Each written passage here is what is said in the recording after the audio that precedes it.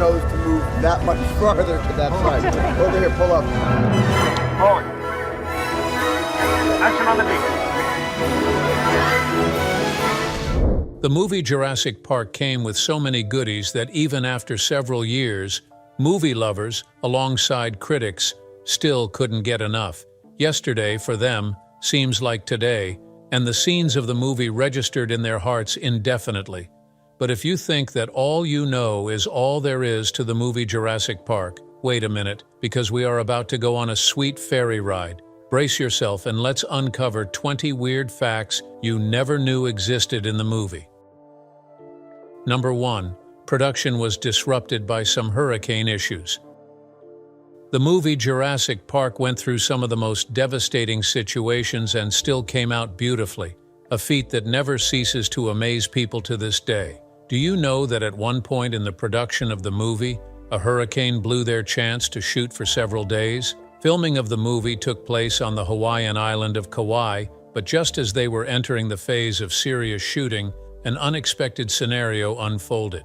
3 weeks into filming, the island was struck by a devastating hurricane called Iniki. The winds accompanying the hurricane violently hit the sets of Jurassic Park, leaving them to their fate. Producer Kathleen Kennedy, overwhelmed by the hurricane, leaped at the available help and was forced to hop on a Salvation Army plane so she could reach a payphone.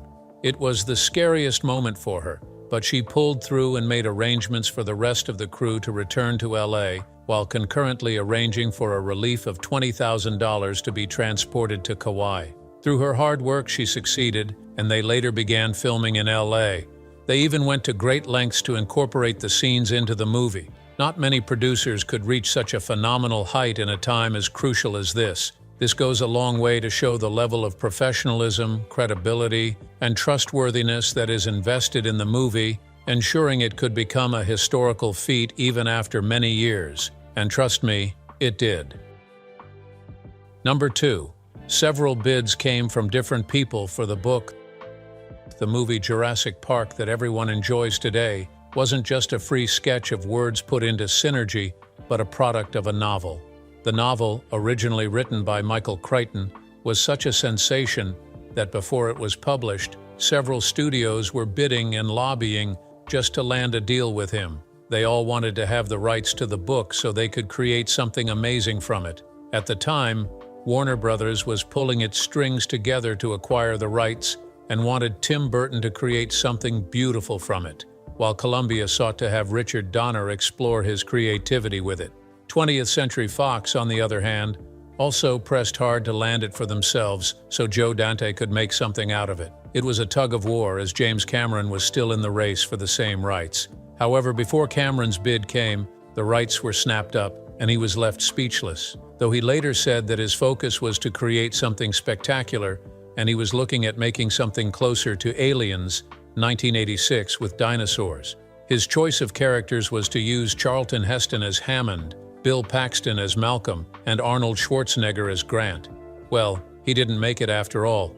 The book was one gold mine that many people sought to get their hands on, and the highest bidder won it all. For a while, no one knew that this had been going on behind the scenes, until the studio that eventually won the bidding revealed the stress that had occurred behind the scenes to secure what they wanted.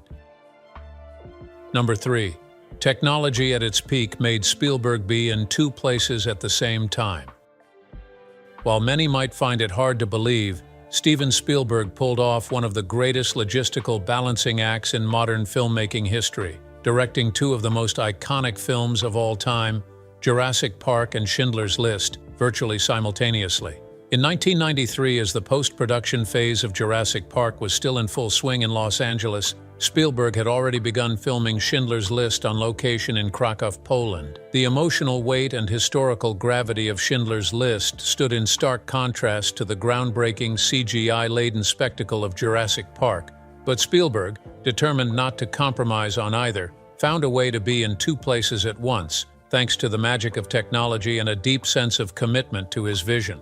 Realizing he couldn't physically split himself between the 2 productions, Spielberg arranged to rent 2 satellite channels through Polish television, creating a live communication link between him and the post-production team in LA. These channels were open 24/7, allowing Spielberg to review dinosaur animations, sound effects, and visual edits during breaks in filming the Holocaust drama. It was a surreal experience. He would direct heart-wrenching scenes with Holocaust survivors and Nazi officers by day, and then pivot to reviewing scenes of T-Rex chases and raptor attacks at night. The emotional whiplash was intense, but Spielberg never let either project suffer. What's more incredible is the sheer cost of maintaining these satellite channels. Reports estimate he spent up to $15 million per week to keep this technological lifeline active. In today's dollars, that figure is even more staggering. But for Spielberg, the cost was justified. He wasn't just making a dinosaur movie and a historical drama. He was shaping cinematic history. The dual workload could have easily led to burnout, but Spielberg's passion, discipline, and adaptability pushed him through. It's worth noting that Jurassic Park was, at that point, still a huge gamble. While Spielberg had enjoyed box office success before, no one knew how audiences would react to realistic-looking CGI dinosaurs. Yet he believed in the story, the technology, and most importantly, the experience he wanted to give audiences. He knew Jurassic Park could change the future of visual effects forever, and it did.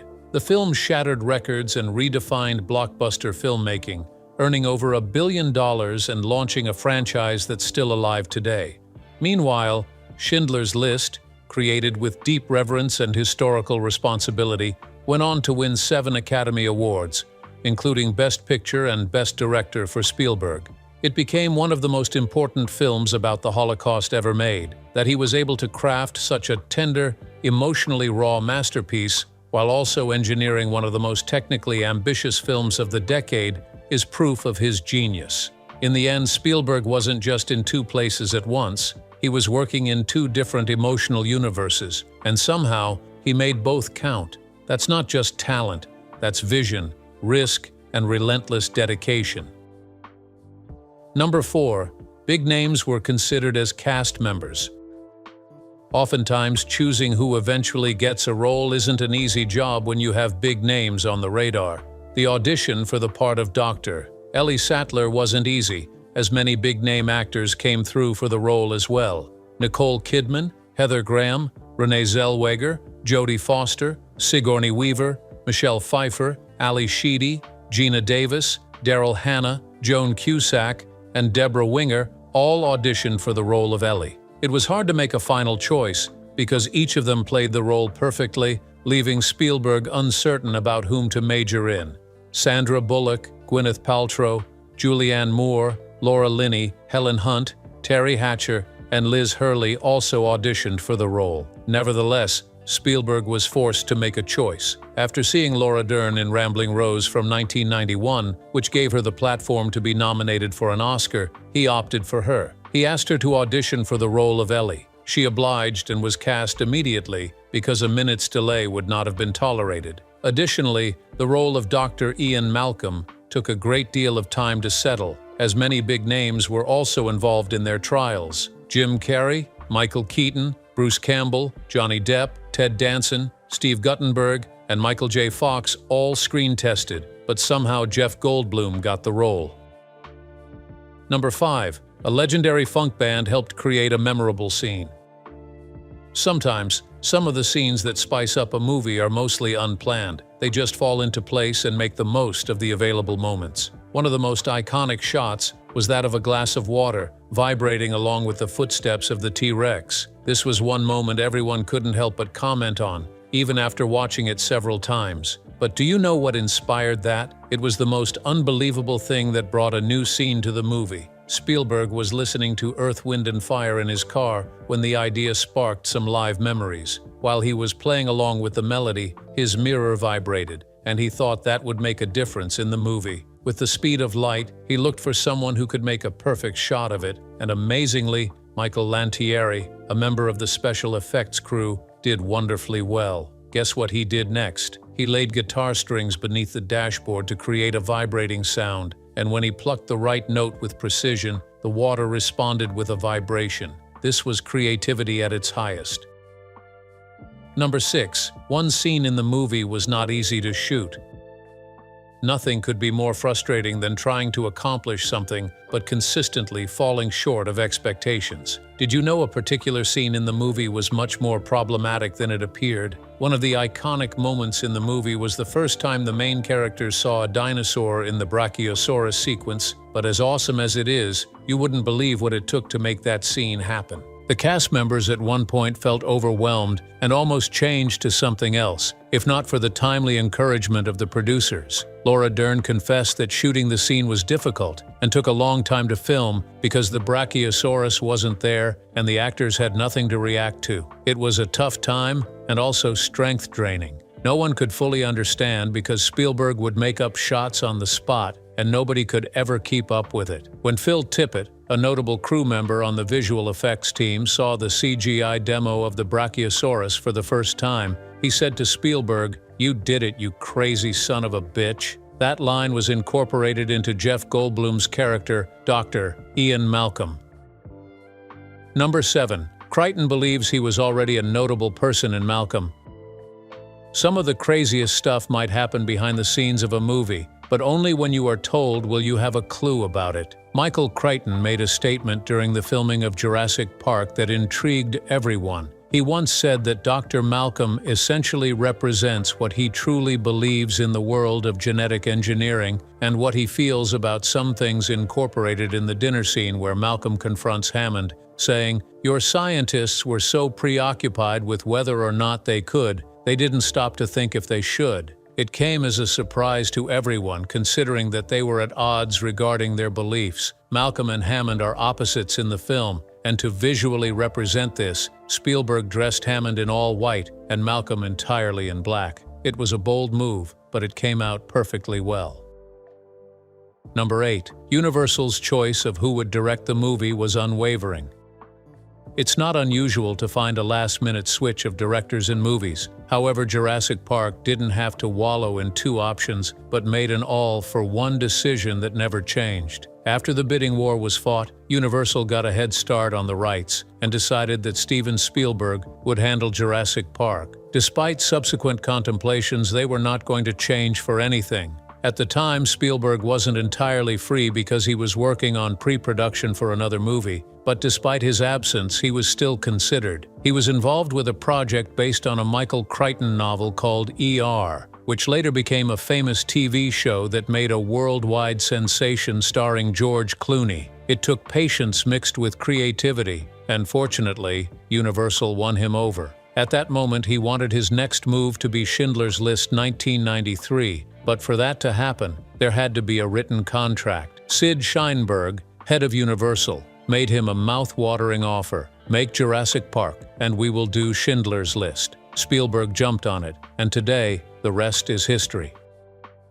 Number 9. The Triceratops were made out of a huge animatronic model.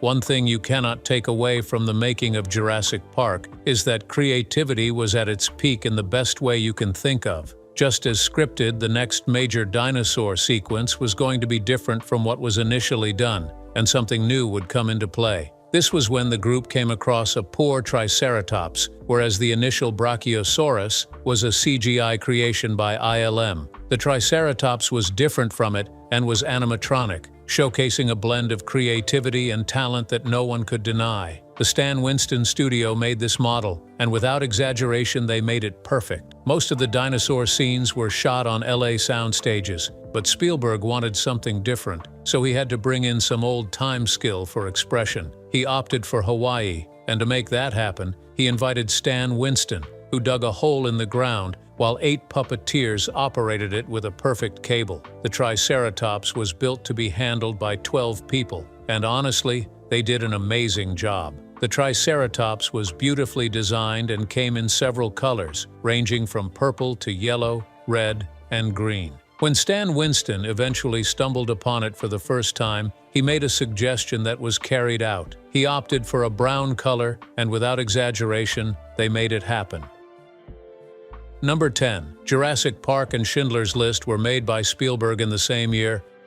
Pulling off two jobs at the same time demands some form of stretching and its likeness, but do you know Spielberg managed that feat in 1 year? You just need to give him his flowers because not many directors could produce two box office movies in a limited time. When production ended on Jurassic Park, Spielberg didn't blink an eye but went straight into the production of Schindler's List. It was a bold move, and to be honest, it was worth every moment. Spielberg didn't have to choose between a break and shooting. He chose the latter because he was in motion at the time. This meant he was shooting two movies simultaneously. It wasn't easy, but he managed to pull through. By day, he was seen filming with the Schindler's List crew, while at night, he was doing what he knows how to do best, editing Jurassic Park with Michael Kahn. Notwithstanding, his hard work paid off, and he was finally rewarded for his sacrifice. Jurassic Park broke barriers and became the highest-grossing film of all time, while Schindler's List won Best Picture and he clinched Best Director at the Oscars. Though he had initially called that year the hardest filming year of his career, he surely reaped the benefits later.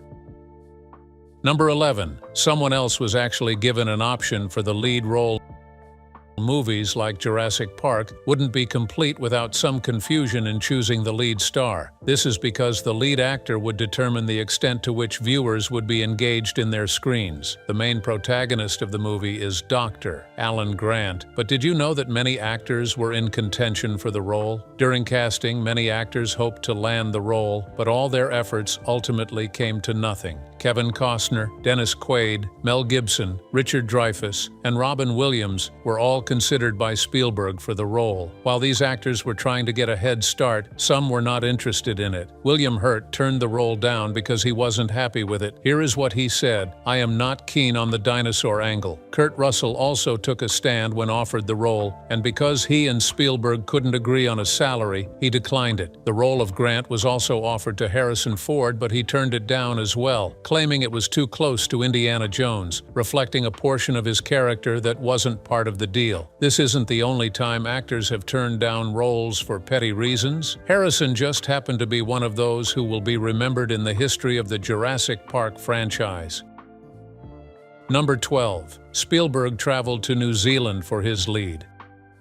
Putting together a timely movie like Jurassic Park means anything could happen as long as it achieves its intended purpose. 3 weeks before filming took place on a larger scale, Spielberg traveled to New Zealand to settle something he had yet to grasp. He turned to New Zealand native Sam Neill to play Grant because there was something he felt he hadn't fully captured yet. At this time, Neill had worked his way into fame with movies like Dead Calm, 1989, The Hunt for Red, October 1990, and The Piano, 1993. But when he received an invitation to play the role of Grant, he never thought twice about it. Spielberg cast Neill, saying to him that he was more than just an actor. He was a perfect blend of truth, reality, and professionalism. However, some questioned his choice of lead, but since Spielberg was satisfied with his performance, he ignored the criticism. Some said Neill's accent was different enough to make it seem like he came from another planet. According to Spielberg, he wanted Neill to speak with an American accent, but when he saw that he couldn't perform in that borrowed accent, he encouraged him to speak in his natural voice. Neill adapted his accent to be more Kiwi, but after a few days, Spielberg made a statement asking, "Can you give me something halfway between the two?" It was the game changer for the movie, and when it finally came, we saw how it kept the audience glued to their TV screens. Sometimes allowing people to be their authentic selves can help a great deal. It may just be a scene that changes the course of the movie. Number 13. Spielberg was inspired by basic instinct. In any given setting of a movie, producers usually work around the clock to get their best scene. Spielberg was a master of that. His passion to ensure he achieved everything desired was his main focus. And in that pursuit, he stumbled upon an inspiration that changed everything. A character that shaped the view of the movie in terms of the plot was Dennis Nedry, who, in attempting to steal dinosaur embryos for profit, was killed when he was struck in the most vulnerable part of his body. Nedry, played by Wayne Knight, was chosen because Spielberg saw his potential after glimpsing him in Paul Verhoeven's erotic thriller Basic Instinct, 1992. He was convinced beyond doubt he had found the right man when he finished watching the movie, saying, "I waited for the credits to roll and wrote his name down." Charlie Sheen was also considered for the role of Nedry. Sometimes it isn't always about thinking outside the box. Your instincts can help save you some stress. Number 14, Jurassic Park made history as the highest-grossing movie to grace the Hollywood scene. Not many movies rise to the status that Jurassic Park attained, but the movie was a testament to that success. From the moment it premiered, it ascended to a point of eminence among its peers and became one of the most celebrated movies over time. On a budget of $63 million, the movie surpassed all odds and grossed over $913 million at the box office, becoming the highest-grossing film ever released. It was mind-blowing, a movie that many never believed would reach that hallmark, yet astonished everyone and marked history. It also became the first film to top $100 billion and the first to exceed $500 million at the international box office. David Koop didn't mince words, stating, "I was in New York and I walked to the Ziegfeld Theater to see how it was doing. The guy comes out and says to the line, 'Ladies and gentlemen, the 7 o'clock show of Jurassic Park is sold out. Also, the 10 o'clock show is sold out. And also, Saturday night 7 and 10 o'clock shows are sold out.' And I was like, I'm not an expert, but I think this is very good." Spielberg wasn't left out of the bargain, as he had a stake in the film's profit, earning $250 million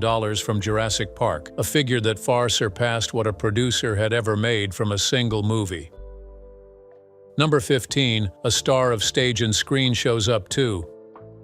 It's always fascinating when a film surprises you with a hidden gem, an unexpected detail, an unusual casting choice, or a voice you didn't see coming. Jurassic Park, a film that revolutionized modern cinema with its visual effects and storytelling, holds one such gem in the form of Richard Kiley. While many moviegoers may not recognize the name immediately, his role in the film is a special nod not only to the source material, but also to a different era of entertainment altogether. Kiley's presence in Jurassic Park, even though it's just his voice, was a deliberate, meaningful, and rather poetic choice. The story begins with Michael Crichton, the author of the original novel Jurassic Park, published in 1990. In the book, Crichton added a small but charming detail that the fictional Jurassic Park used the voice of Richard Kiley for its automated tour guides. For those unfamiliar, Richard Kiley was a Tony Award-winning Broadway actor, widely respected for his deep, commanding voice and elegant delivery.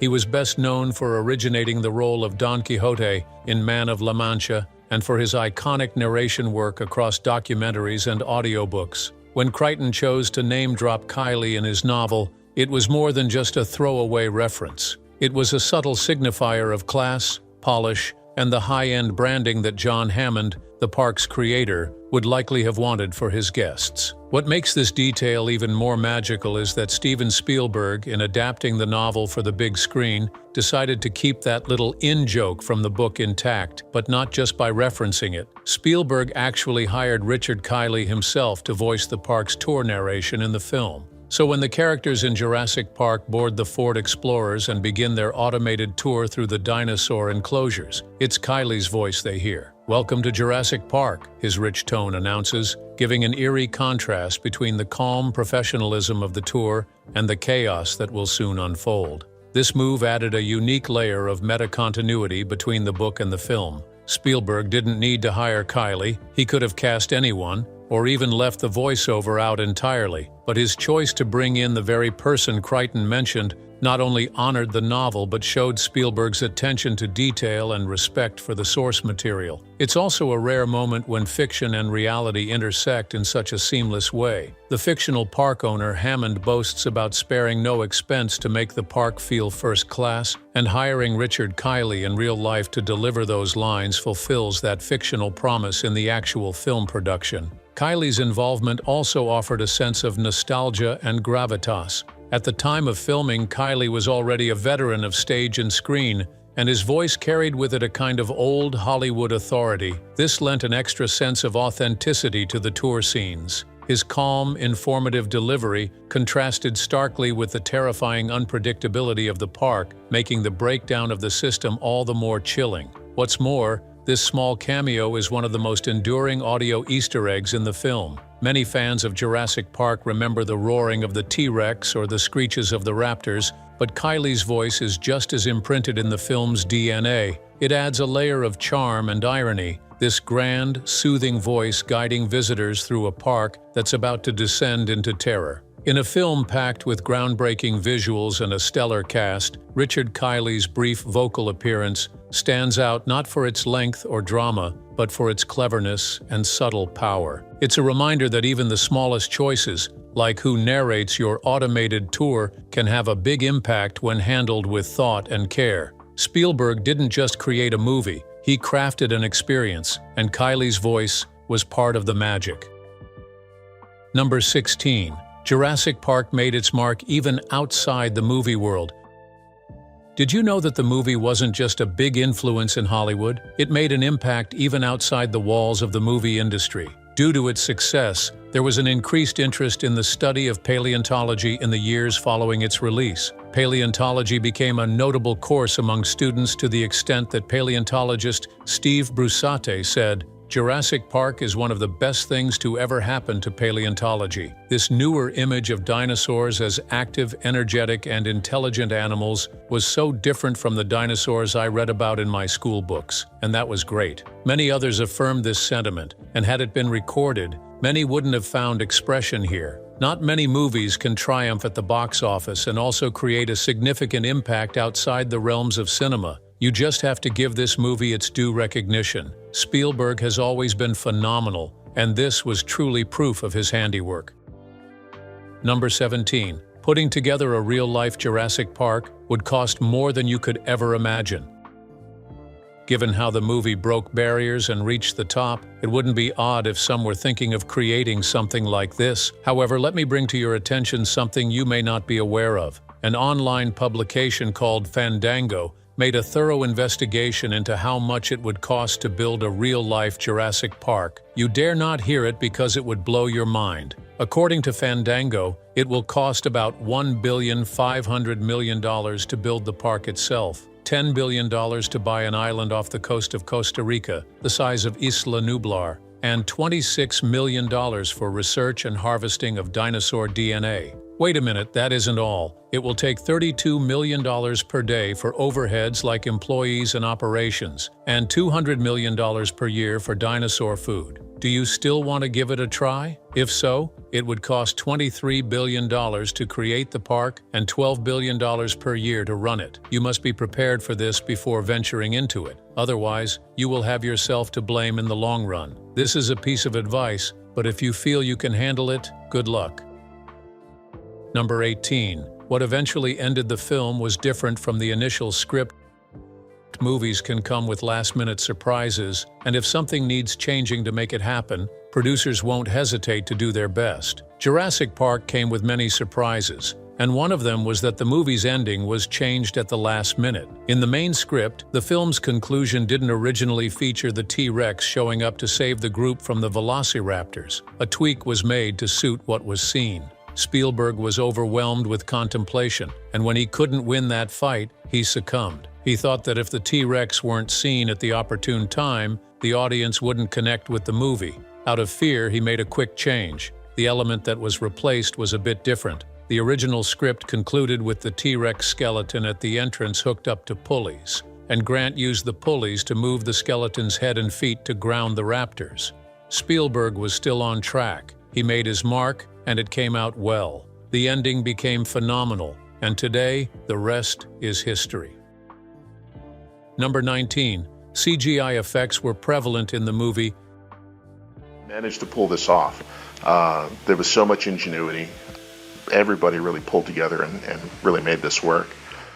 Not many movies of yesteryears have employed CGI effects that made sense, but guess what? Jurassic Park was worth it. Although at the time Spielberg was uncertain about the impact of the recent technology, he overcame his fears and did all he could do. Fortunately, it turned out well. His apprehensions stemmed from not knowing what the outcome would be, but contrary to his expectations, it became a sensation. At the time, there were several debates among Spielberg's crew about why CGI shouldn't be used. Tippett and Williams were keen on CGI, but the creative director of ILM thought otherwise and firmly believed Go Motion would be the best option for it. However, to prove him wrong, Spaz Williams created a CGI animation of a walking T-Rex skeleton.